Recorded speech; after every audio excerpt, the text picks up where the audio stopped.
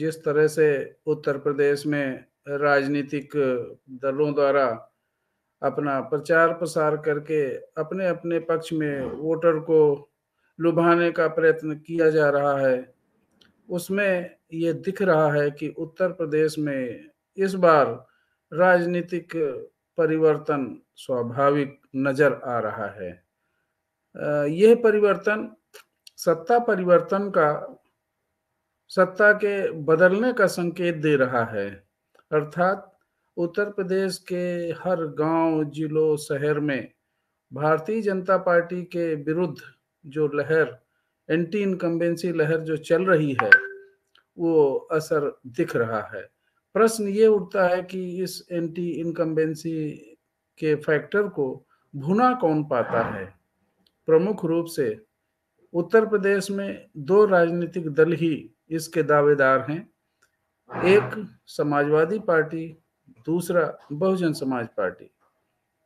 जब विकल्प के रूप में जनता के सामने ये बात आती है कि क्या चुना जाए, तो समाजवादी पार्टी का जो गुंडा राज, उनका जो एक जाति विशेष का उनका राजनीतिक व्यक्तित्व, उनकी जो नेता की राजनीतिक अपरिपक्वता, उनके जो शासन काल में हुए जुल्म जाति, ये जनता को परेशान कर रहे हैं।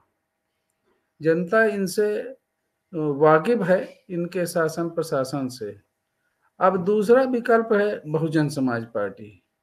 यह दूसरा विकल्प प्रथम विकल्प बनता नजर आ रहा है, क्योंकि बहन मायावती जी का शासन, चाहे वो विकास का मुद्दा रहा हो, चाहे रोजगार का मुद्दा रहा हो, और चाहे कानून व्यवस्था का मुद्दा रहा हो, वो हरदम, जब 10 साल पहले से ही उनके शासन को लोग, उत्तर प्रदेश के लोग याद करते हैं, तो वो ये तय करने में देरी नहीं लगाते कि बहन कुमारी मायावती का शासन, बहुजन समाज पार्टी का शासन अन्य सभी दलों से बेहतर था।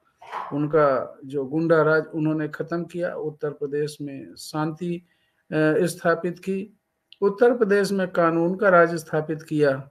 उसके गुण गाने वाले लोग उत्तर प्रदेश में बहुतायत में हैं।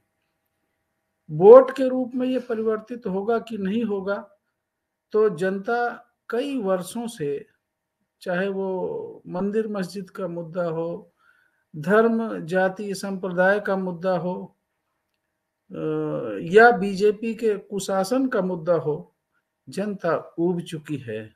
जनता अब जागरूक हो चुकी है। जनता को विकास चाहिए, जनता को शांति चाहिए, जनता को आपस में रहना है, एक जगह रहना है, तो उन्हें मेल जोल चाहिए। तो यह एक स्वच्छ शासन प्रशासन जो सरकार देगी, वही उनके लिए प्राथमिकता बनेगी। उत्तर प्रदेश में जो भारतीय जनता पार्टी की सरकार चल रही है, विकास के नाम पे, चाहे वो लॉ एंड ऑर्डर के नाम पे, विफल रही है। बेरोजगारी से बढ़ी है। कोरोना एक माध्यम है, लेकिन सरकार ने भी इस ओर कोई प्रयास नहीं किया। चाहे वो भर्तियों में, सरकारी नौकरियों की भर्तियों में आवेदन भराने की बात हो और उनको 4-4, 5-5 साल तक डिले करने की बात हो, एग्जाम किसी तरह से हुआ तो उसमें पेपर लीक की बात हो, तो ये ऐसे मुद्दे हैं। लोग, जो यहाँ का नौजवान है, सड़क पे घूम रहा है, उसका कोई भविष्य नजर नहीं आ रहा। साथियों, यह जो स्थिति है उत्तर प्रदेश में बड़ी भयावह है। महंगाई अपनी चरम सीमा पर है। कोरोना काल में स्वास्थ्य के संबंध में जिस तरह से लोग प्रभावित हुए हैं, जिस तरह से लोग 500-500, हजार किलोमीटर की यात्रा करके गए हैं, इन किसी सरकारों के कान में जूं तक नहीं रेंगी। तो साथियों, यह लोग भूले नहीं हैं। उत्तर प्रदेश में मायावती का जो जादू है, वो बिल्कुल बरकरार नजर आ रहा है। सर चढ़ के बोल रहा है। और ये मीडिया और जो राजनीतिक दल हैं, उनको भय सता रहा है, तो निश्चित है कि उसका जिक्र तक करना वो लोग पसंद नहीं कर रहे हैं। लेकिन सोशल मीडिया के माध्यम से लोगों में जागरूकता, लोगों में चेतना पैदा हो रही है, और चाहे वो मुस्लिम समाज के लोग हों, चाहे अनुसूचित जाति के लोग हों, चाहे अति पिछड़े वर्ग के लोग हों, और यहाँ तक कि सवर्ण समाज के लोग भी, सर्वजन समाज के लोग भी बहुजन समाज पार्टी को पसंद कर रहे हैं, वो वोट कर रहे हैं। और निश्चित है कि बहुजन समाज पार्टी को उत्तर प्रदेश में इतनी सीटें मिलने जा रही हैं कि वे अपनी बलबूते पर यहाँ एक सरकार बना सके। तो साथियों, उत्तर प्रदेश ही नहीं, उत्तरांचल के कई हिस्सों में बहुजन समाज पार्टी का अच्छा दबदबा है। यहाँ तक कि पंजाब के चुनाव में अकाली दल और बहुजन समाज पार्टी का गठबंधन बिल्कुल सफल होता दिख रहा है। तो उत्तर प्रदेश में जो अन्य आगे के चरणों में चुनाव होने हैं, उनमें तमाम सीटों पर जो बहन कुमारी मायावती जी ने प्रत्याशी उतारे हैं, वो बहुत सोच समझकर, स्वच्छ छवि के लोग, नौजवान युवा लोग, महिलाओं को, सबको भागीदारी, सवर्ण के, चाहे वो ब्राह्मण समाज के लोग हों, क्षत्रिय समाज के लोग हों, यादव समाज के लोग हों, पिछड़े वर्ग के लोग हों, सबको, मुस्लिम समाज के लोगों, सबकी भागीदारी उन्होंने सुनिश्चित की है। टिकट वितरण के मामले में बहुजन समाज पार्टी प्रथम स्थान पर है। अन्य पार्टियों में दागी उम्मीदवार या विवादित उम्मीदवार या तरह तरह के उन पे आप आरोप लगे हुए हैं, लेकिन बहुजन समाज पार्टी के किसी भी प्रत्याशी पे इस तरह का कोई आरोप नहीं है, वो स्वच्छ छवि के प्रत्याशी हैं। तो साथियों, उत्तर प्रदेश में निश्चित ही यह जो बदलता हुआ राजनीतिक परिदृश्य है, वो एक असर दिखा रहा है बहुजन समाज पार्टी का।